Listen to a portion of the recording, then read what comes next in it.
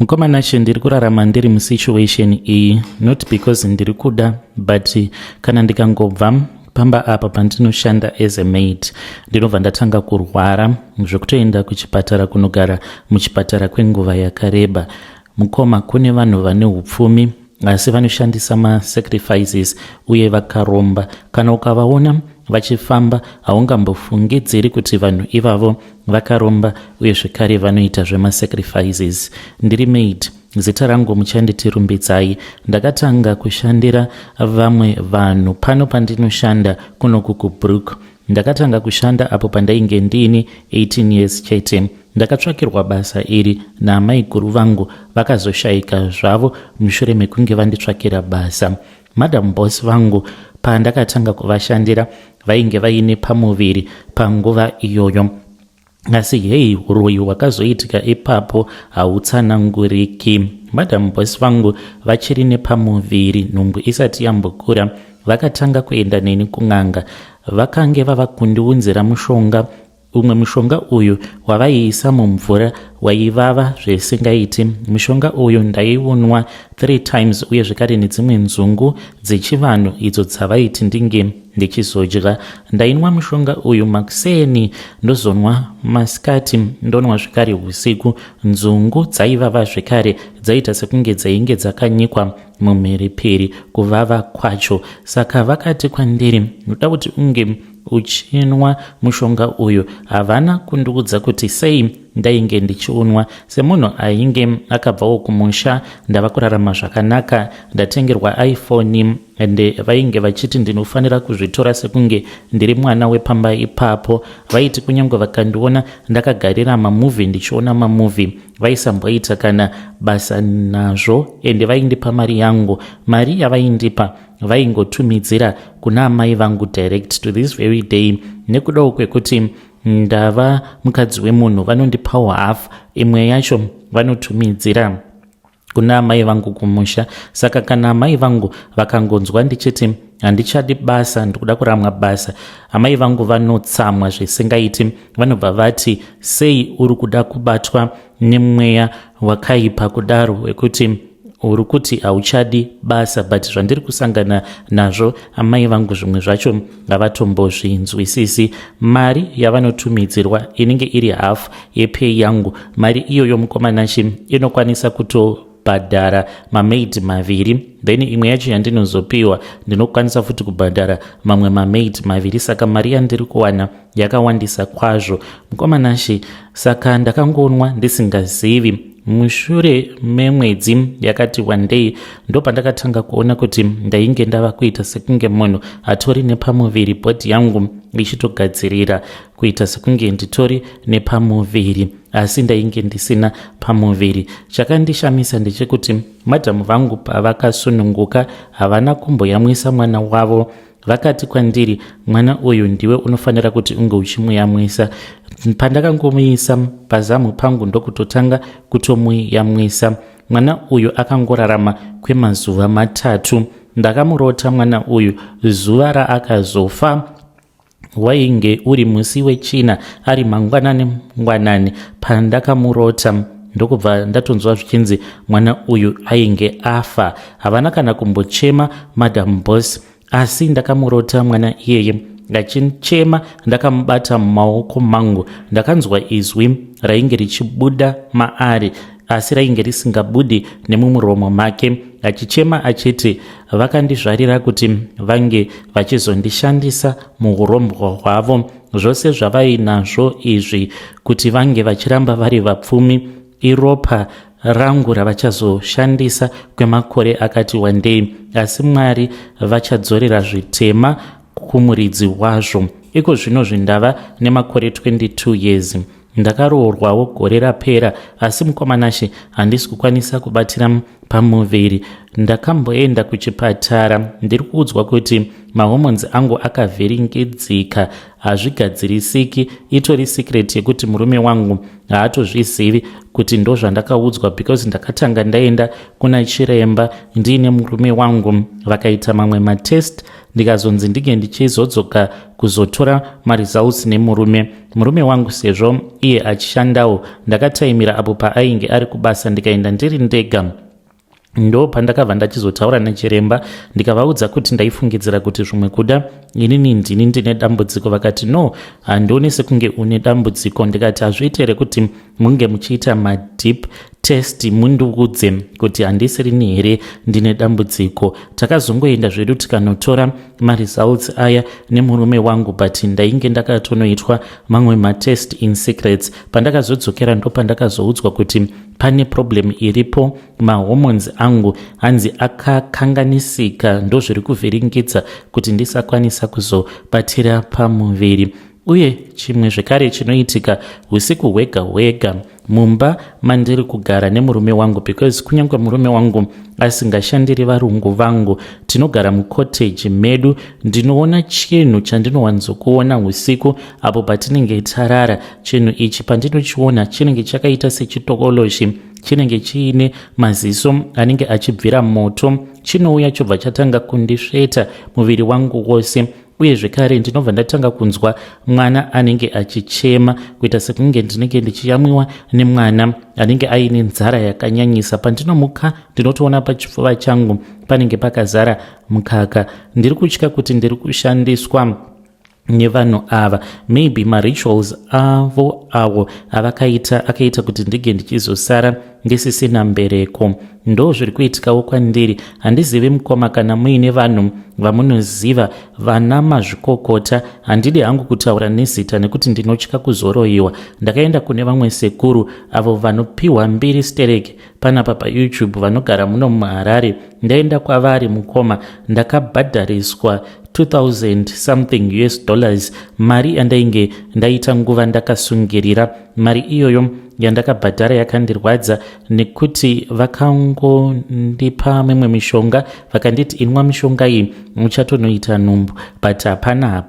Pandakazoendako ikoko mukoma ndichida kubvunza kuti how far, ndo pandakaona chimwe chinhu chainge chakaita kunge nyoka chainge chakagara kuseri kwavo ndiri mumatare mavo. Hana yangu yakarova, ndikati munhu uyu ndikada kuita teki naye anokwanisa kana kuzondiroya even worse. Saka ndakazongobuda mumatare mavo ndisina hangu zvakawanda zvandainge ndavabvunza, ndokubva ndadzokera hangu kumba. Ndiyo nyaya yangu yandiinayo. Handizivi kuti ndodii mukomanashi apa. Murume wangu anotoita sekunge akatogadzirwa, haana kana basa nazvo. Kunyange ndikati ngatifambe anokwanisa kutondipopotera achiti we are still very young, izvi zvevana ratova drama.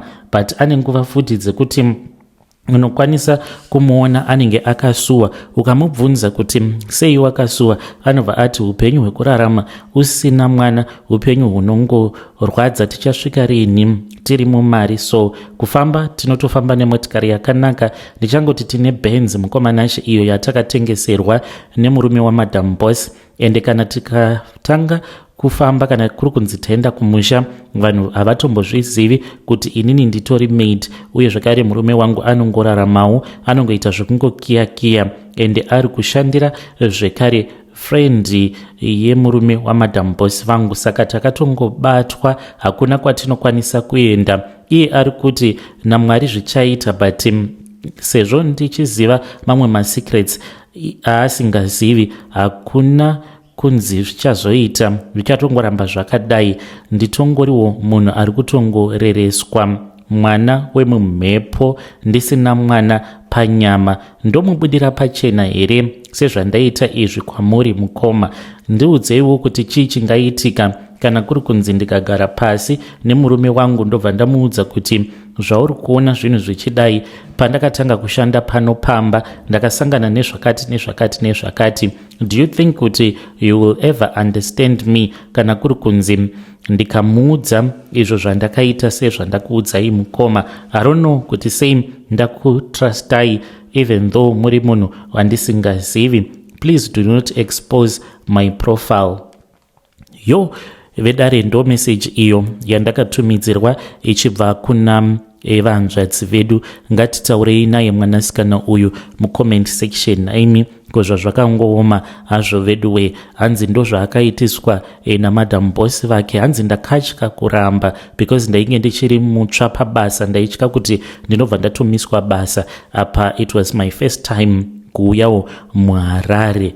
Yai zvakangooma, asi zvinorwadza hazvo vedue. Hanzi ndiri kuchengeteswa mwana wemumhepo apo panyama inini ndisina mwana. Vodiko voita sei vanzvadzi vedu ava? Hanzi ndosiya basa here? Apa hanzi ndiri kuchengeterwa amai vangu kumusha. Dai mangotsvaka rimwe basa because muchapedzisira mazotourawa ipapo pamuri kushanda.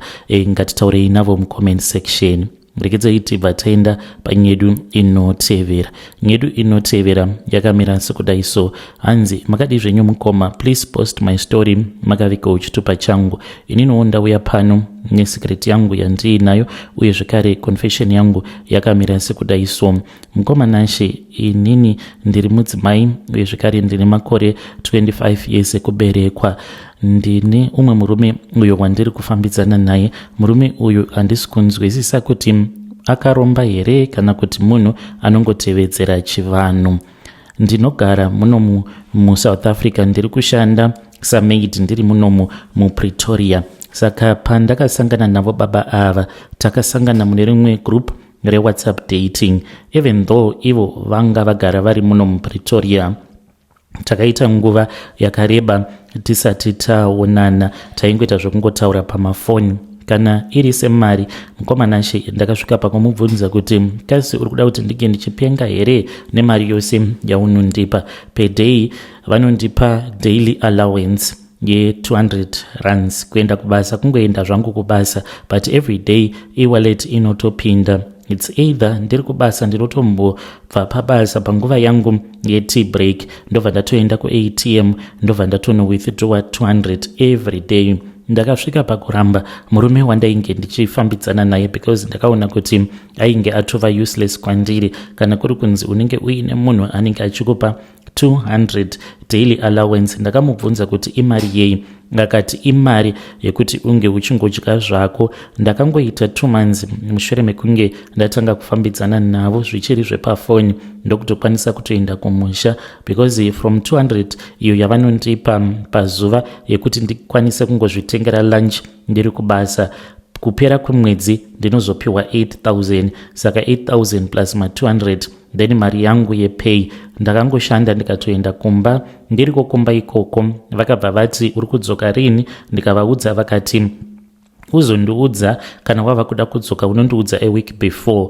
Vakati kwandiri chinditumidzira mapictures epassport. Ndokubva ndaita saizvozvo. Handina kunge ndakaziva kuti vainge vachitondibhukira ndege, not tumaflights twenyu twamunodada natwo. Ndakadzoka kuSouth Africa neprivate jet. Ndakavhunduka mukoma nashe pandakazoenda kuairport paya. When I was checking in ndichienda kunotarisa, ndikawana kuti ndege yacho yainge iri diki. Apa ndaingodzionerawo mumavideos ndege idzi. I expected it to be very big.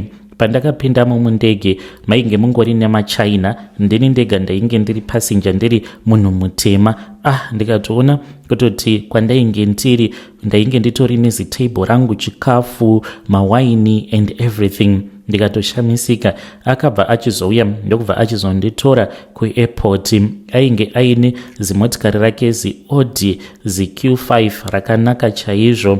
Ndopatakatanga kuonana ipapo ndokubva tachizobva kuJoburg and tikabva tachizodzoka kuPretoria. I expected kuti sezvo ainge aita masacrifices ose awa ainge achazoti tava kutogara tose, but haana kana kumbotaura nezvazvo. Akazototi mushure mekunge ndamubvunza kuti kosei muri kungoita sekunge ini ndiri murume imimi muri murume, yet tiri murume nemukadzi, zvishandwa zvichaitwa rini? Ndopa akazoti kana uri free ozoya kumba kwangu. Saka pandakamuudza kuti ndava free, yainge iri weekend, ndakamuudza uri musi weSaturday ndikati I'm feeling bored, ndouya here kumba kwako akabva anditi you were supposed to tell me in advance. Ndo zvinondinetsa paari murume uyu. Zvose zvandinenge ndichida kuti tinge tichiita zvinongonzi tell me in advance. Ndikati kasi mune mukadzi here? Akanditi kwete, let me do a video call. Akatoita video call achitenderera muzimanshoni rake. Haana munhu waainge ainaye, handina munhu wandakamboona. Ndikati saka sei usiri kuda kuti ndinge ndichiuya kasi une mamwe maappointment? Akanditi kwete, handina kana appointment, but unofanira kutanga wandizivisa kuti uri kuuya kumba kwangu. Saka ndakabva ndati alright, ndakuzivisa ndouya here? Akanditi no, it does not work like that. Kana ukandizivisa sanhasi we have to count 7 days wozouya kumba. Iyi ndakanzwa ndichiita kumarwa navo baba ivavo kuboyekana, ndikatombovabloka. Akaramba achingondifonera, but nekudawo mari mukoma, you know kuti panenge paine mari kunyange ukagumbuka unokasika wazopora. Akanditumidzira mari akanditi chienda unotenga masneakers andainge ndagara ndichida. Ndakuenda kutauni ndikamuunblocka. Zvechokwadi ndikatotumidzirwa 2.5 yandakaenda ndikano-withdraw ndikazvitengera masneakers angu ainge achiita 2.4. Akanditi wadya here? Ndikati no. Akanditi chienda unotenga something zvokudya kustairs. I was happy. Ndokubva ndadzokera kumba. Akanditi sezvo wandiudza kuti uri kuda kuuya kumba kwangu 7 days from now uchazouya kumba. Saka after 7 days ndo paakazoya akazonditora. Then I went to his house for the first time. Ndakavhunduka pandakasvika pamba pake. Of course imba yake ndainge ndagara ndichiizivira pamapictures, but ndainge ndisina kana idea yekuti yakakura kudaro. Anogara mugated community, uye maanogara munongogara varungu, mostly varungu nevanhu vatema vane mari dzavo. Akatondiudza kuti Ramaphosa ane imba yake imomo mugated community umo maanogara. Saka chakanyanya kundivhundutsa ndechekuti imba iyi yakakurisa mukoma. Mudhara uyu anoti iye haana vana, anoti ainge ambori nevana. It is so confusing matauriro acho aanoita. Akanditi handina vana, but then ndokubva achizonditi ndakamboita vana. Vana vangu vakazoenda kumhiri kwemakungwana amai vavo. Handizivi kuti vachiri vapenyu here kana kuti kwete. Ndikati nemari yose yauinayo, you mean kuti haugoni kuvatsvaka? Akati ivo kana vachindida ndivo vanofanira kuti vange vachizonditsvaka. Saka anongogara ega, anotongoita kunge muSouth African. Mumba macho makanaka, ane mamaids 3 avo anomushandira. Saka mamaids awa anomushandira havashandi each and every day, vanongoita vachingouya pano nepapo. Saka ndinotombonzwa jealous, but iye anoti haana kana basa navo. Vanhu vanomushandira ava maSouth African ndivo vanhu vanomushandira as mamaid, and vanhu ivavo vanotobva kune imwe cleaning company, vanongoya kuzoita basa ravo vobva vatoenda. Ndakamboti ndava kuda kugara newe. Akanditi unofanira kuti unge uchindizivisa, then after 1 year tobva tachizotanga kugara tose. Ndikati baba ava vane rushusho. Saka handisi kuziva kuti rushusho rwevanhu vanobva kwaMutare here, sezvo iye achibva kwaMutare. Angori netumwe tumutemo twakawandisa tukusinganzwisisiki. Ndichitaura nemi kudai mukoma, ndinoenda kuchechi kuAFM, but mumba mangu ndava nemachira avo andakatengeswa patakaenda kuZimbabwe. Akanditi iwe unofanira kuti unge uchitenga jira rako reretso nerimwe reblue nerimwe regold. Machira awa zvinoitika kana tiri tose. Iye anowaridza ake pasi pembedha, iniwo ndinobva ndawaridza angu pamusoro pemashits, tobva tarara takadaro. Akanditi ndo chivanhu chavo sana samanyika. Ndinoda kubvunza kuti zviriko here izvi mukoma? Iye anoti ndo chivanhu chedu. Akati kwandiri kunyange ukabvunza vamwe vanhu havangambozvizivi unless ritori svikiro rinosvikirwa nemunhu akamborarama kudharadhara. Ndiye anokuudza kuti kudhara vanhu vaiti kana vachisangana vaiwaridza machira avo saizvozvo, machira emurume pasi, emukadzi pamusoro zvinhu zviri kutondivhiringidza mupfungwa. Ane mitemo yakawandisisa, yakanyanyisa mitemo yacho. I'm only staying mukomanashi because of money. Mari yandiri kupiwa nababa ava hakuna murume angambondipa mari yakawanda kudaro. 200 rand a day. Ndiani izvezvi ipo pano pachannel? Kunyange mukada kundijaja akangoti 200 rands each and every day, then salary yangu on top. Ari kutaura about marriage, ari kuti ndichaona kuti ndodii ndichazotuma hama dzangu, but pahama dzake mukoma ari kuti hama dzake dzinokwanisa kusazondida because ndiri wekumasvingo. Akati kwavo vanoprefer munhu anenge ari weko ikoko kuManicaland. Saka akati ndinoda kuzovaudza programu yava padhuze. Saka zvinotondidyawo mwoyo kuti munhu wangu wandiri kufambidzana naye handina kana hama yake imwe chete zvayo yandinotombotaura nayo. Kunyange akanzi afa mukoma handizivi kuti chii chinozoitika because handina kana hama yake kana imwe chete zvayo yandinomboziva. Zvakangoma hazvo veduwe. Hanzi the love of money is the root of all evil. Ndakamboona chimwe chimimu hanzi vakadzi dai kwanga kuri kunzi kana makudo aishanda achiita mari, hadzi vamwe venyu taizokuonai mava kutogara mumakomo nemakudo. Hei, pakaipa. Hanzi hakuna munhu anokwanisa kundipa 200 rands per day panapa pachannel. Saka do not judge me. Zvakangoma hazvo veduwe. Hanzi mitemo yacho yakawandisa yandiri kupiwa nababa ava. Pose pandinoenda kumba kwavo ndinovaudza in advance 7 days before. Urutoita zvekutobhuka. Do you think kuti it is normal nai vahanzvadzi? Asi ngatitaurei navo mucomment section. Ndekedzai tibva taenda panyedu inotevera. Nyedu inotevera yakamira sekudai so. Hanzi makadi zvenyu mukoma mundimhoreserawo macousins pazim confessions. Ndinogara ndiripo. Ininiwo zita rangu itaiwo zvekuviga, ndashandisawo ghost account. Ndauya pano ndinozviziva kuti vanhu vachandivenga nekuda kwetsamba yangu iyi yandiri kukunyorerai, asi chokwadi chinoda kubuda pachena. Business rekutengesa mawigs muno muZimbabwe rawandirwa, kana muchiziva inonzi saturated muchirungu. Munhu wose ava kungotengesa mawig, munhu wese ava kungotengesa mafuta ekutsvukisa, mabeauty products. Saka kana iwewe usina zvaunenge wakatsika kana kubata, ziva kuti uchaita loss. Ende kune avo vari kuda kupinda muindustry, gadzirirai kuzoita loss unless kana uri munhu asingabve mung'anga, munhu asingabve kumaprofita. Izvi zvetwumachechi twenyu twekuti munoenda munoti Holy Ghost fire, unoita loss. Saka tava kutoita zvinhu zvinotyisa kuti tikwanise kuwana vanhu. Ini zvandiri kuita mukoma, ndakajoiniswawo rimwe grupu pandakaendeswa kung'anga. Tinotora mawigs edu matsva, mamwe awo anenge abva kuChina kana kuBrazil, tinobva taenda nawo kumakuva usiku. Tinotsvaka guva remunhu anenge akafa kudhara 10 years ago or even more than that.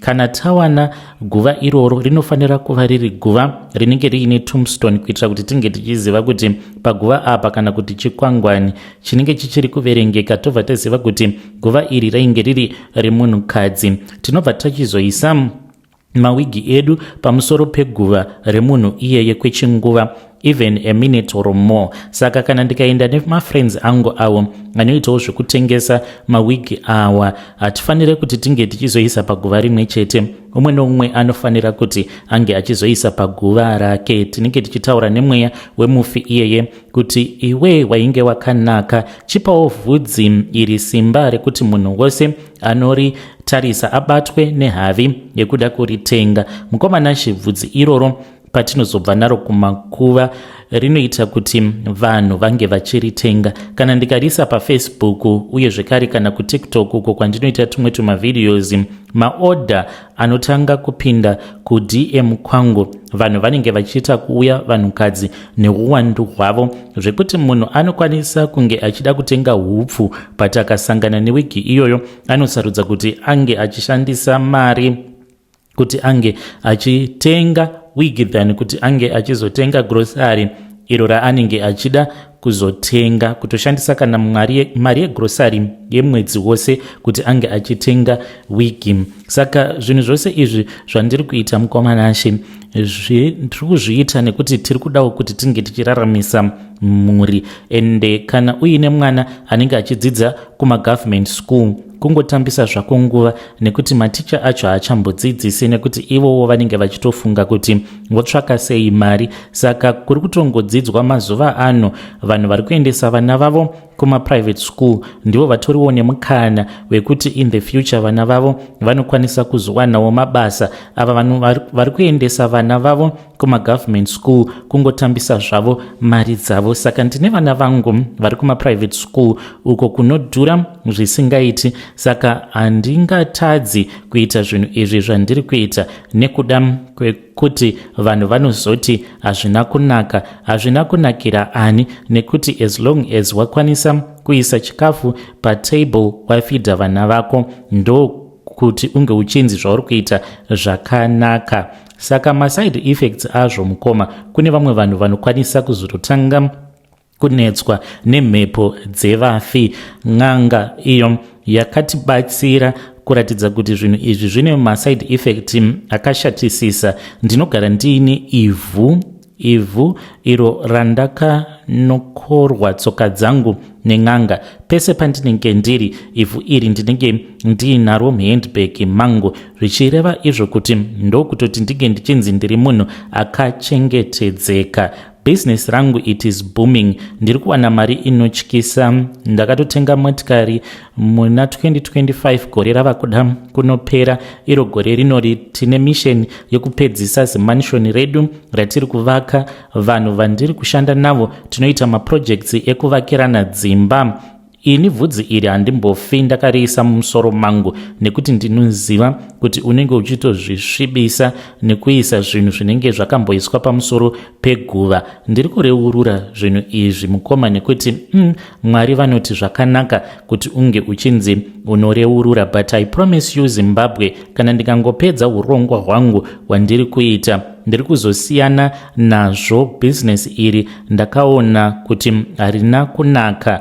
Ndichasiya business iri, ndicharasira zvose kure izvo zvandinoshandisa mubusiness. Ndotsvaka rimwe business rekuti there is no need yekuti ndinge ndichizoshandisa mishonga. Vedare ndo message iyo yandakatumidzirwa ichibva kuna vahanzvadzi vedu. Ngatitaurei navo vahanzvadzi vedu ava mucomment section. Zvakangooma hazvo veduwe, hanzi eni handitombo isi mawiki iwavo mumusoro mangu, because ndinoziva kuti unenge uchizvikokera mhepo dzekumakuva mulife mako. Zimbabwe iri kutyisa. Pane imwe nyaya yandakatumidzirwa ichibva kuna mukoma vedu avo vari kuti vane kambani yavo yekudrila mabohol nemasolar panel. Hanzi tine chitsotsi chatinoita kuti tikasike taita mari. Hatina basa nazvo kuti zvinozoitika after that. Ndichazoiverenga nyaya iyoyo muepisode inotevera. Rekedzai tibataenda panyedu inotevera.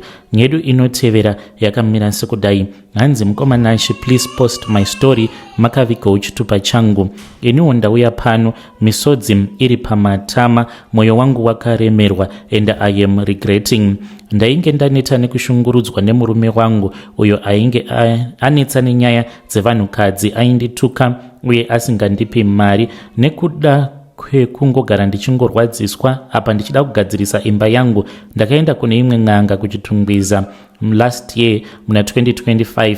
Ndikaudza n'anga kuti ndinoda kuti murume wangu ange achingoona inini pese pandinenge ndiri, ndipo paanofanira kuti ange achizova, uye zvekare asambofa akatarisa umwe mukadzi. N'anga iyoyo yakabva yachizoti yainge ichida kuti ndinge ndichizobikira murume wangu beef, uye zvekare vange vachizodya beef iyoyo tose tiri vaviri takashama nemimwe mishonga. Saka ndakanzi unomupakurira muri mubedroom. Saka ndakaita saizvozvo mukomanashi nemurume wangu tikadya. Iniwo ndakadya muplate yangu, muplate yemurume ndipo pandakaisa muriwo wainge uine mushonga. Pakutanga zvakashanda, ndikatodzokera kuchitungwiza ndikatonotenda sekuru vekundibatsira. Kwese kwandainge ndichienda ainditevera zvisingaiti. Asi mukomanashe, murume wangu atova nemazuva, pane mashura awo ari kuitika. Murume wangu atori nenguva dzekuti anohukura sembwa. Kana huri usiku anongovhunduka, kana kuti ndinozovhunduka ndichinzwa munhu achiti kuhukura sembwa, ende zvinenge zvichindityisa. Nemurume wangu takati nerimwe zuva tapinda mutauni achidhiraivha, saka akati tawana parking, pane umwe munhu uyo akada kupindawo panzvimbo iyo yatainge tawana. Murume wangu akaita zvakandivhundutsa, akangoti akatarisa mukadzi iyeye ainge aine motikari yake achida kupakawo. Mukadzi iyeye akangotarisa akashamisika kuti ko baba ava kasi vanopenga. Ndava kutotya nekutonyara kutofamba nemurume wangu nekuti ari kungohukura. Aiwanzokuhukura usiku paya pandinenge ndakarara, ndotongovhunduka ndichinzwa munhu achihukura. Iko zvino zvava kungoitika kana masikati. Anoti kana ndamuisira chikafu chekudya anotanga kubhonga sembwa. Anohukura achida kugeza, achida kurara. Kutaura kwedu kwava kushoma, anenge achingohukura chete. Lucky enough tine kabusiness kedu, ndini ndiri kutorana business iroro zvaizvezvi. Apa kana ndikabuda anenge aineni. Ndinotomuudza kuti asaburuka mumotikari because ndinotya kuti vashandi vachazoshamisika kuti kochii chava kuitika kumurungu wavo. Yo vedare ndo message iyo yandakatumidzirwa ichibva kuna vanzvadzi vedu. Naimi kozva zvakangooma hazvo veduwe, hanzi anenge achingobhonga kuita kunge imbwa achingohukura. Strange things indeed they do happen in this world. Zvakangooma hazvo veduwe.